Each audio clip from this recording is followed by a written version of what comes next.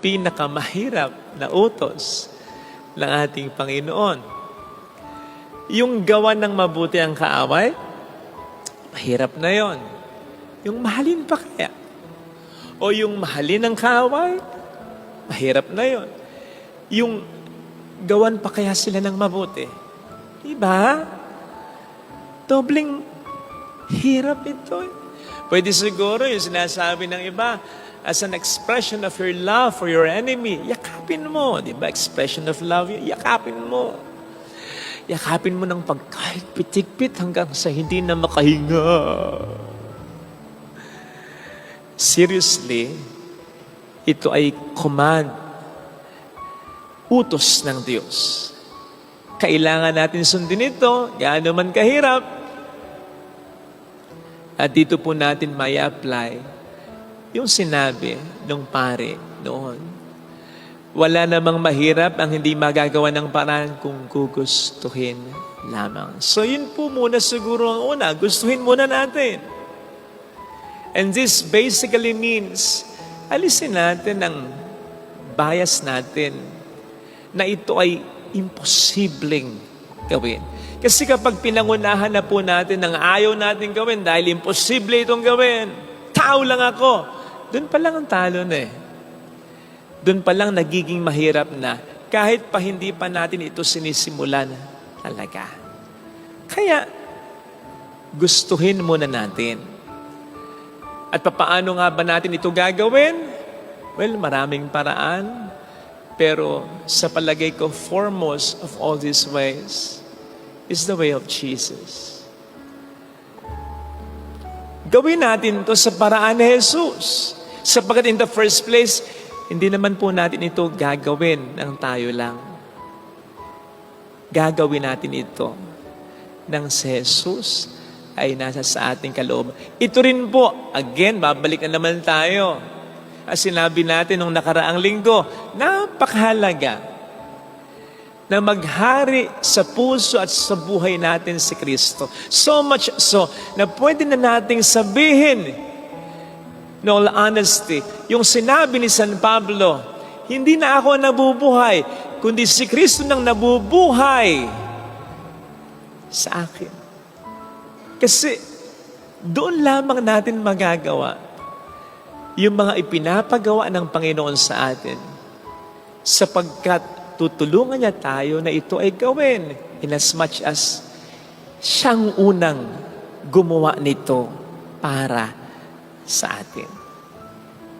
Siya yung nagmahal sa kaaway. Siya yung nagdasal para sa kaaway.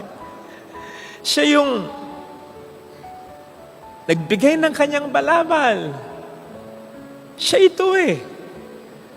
Kaya para bang sinasabi niya sa atin dito, ito yung ginawa ko, ito rin yung gawin ninyo. Pero wag po nating iisipin na walang konsiderasyon ng Panginoon. Na basta na lamang siya nag-uutos nang hindi niya masyadong iniisip kung ito ba ay kaya natin gawin o hindi. Sapagkat, katulad ng sinabi po natin, siya ang unang gumawa nito para sa atin. Hindi ko po alam kung napapansin ninyo yung ginagawang paraan madalas sa mga nakatatanda, lalong-lalo na ng mga magulang kapag meron silang inuutos na isang bagay sa kanilang anak na mahirap gawin o kaya hindi familiar na gawin. Ang isa sa mga ginagawa nilang paraan para ma-convince ang kanilang anak, sila munang gagawa. Halimbawa, pinapahawakan ng magulang sa kanyang anak ang isang aso. Siya munang hahawak sa aso. At sabihin niya, o yan, hawak ko. Safe. Mabait siya.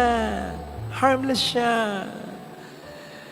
O kaya halimbawa, may pinatitikman ng magulang na hindi pamilyar ang anak. Siya munang titikim mo, ayan, masarap. O kaya pinalulusong ng magulang kanyang anak sa swimming pool o kaya sa dagat. Siya munang lulusong. And that's to give his or her children confidence. Na kaya, pwede, sapagkat nasubukan na nila. Ganon ang ginawa para sa atin ng ating Panginoong Yesus.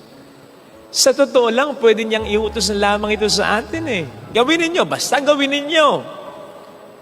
Pero una muna niyang ginawa para sa atin. Para sabihin sa atin, kung nakaya ko, kaya nyo rin. Father, Diyos siya. Tama. Pero hindi niya ginamit ang kanyang pagiging Diyos para padaliin ang anumang mahirap na naranasan niya. Besides, mas matindi nga yun eh. Kung pagninilayan nating mabuti, Diyos siya. Mas matindi ang dating ng kasalanan sa Kanya. Tayo, matindi na ang dating ng kasalanan sa atin, pero hindi pa yon kumpara sa dating ng kasalanan sa Diyos, sapagkat tayo makasalanan din. Nandun pa kahit pa paano ang pagka-relate natin sa mga makasalanan. Nandun pa kahit pa paano ang pagiging sanay natin sa kasalanan. Pero hindi ganun ang Diyos. Hindi nasasanay ang Diyos sa kasalanan. Sabi ko nga minsan, kahit maliit na kasalanan, ang Diyos ay nasasaktan. Kaya dun po natin dapat makita na mas mahirap ang ginawa na ito para sa atin ni Jesus. Kaya mas may karapatan siyang sabihin, nagawa ko eh. Magagawa nyo din. Sapagkat in the first place, tutulungan niya din naman tayo na ito ay gawin.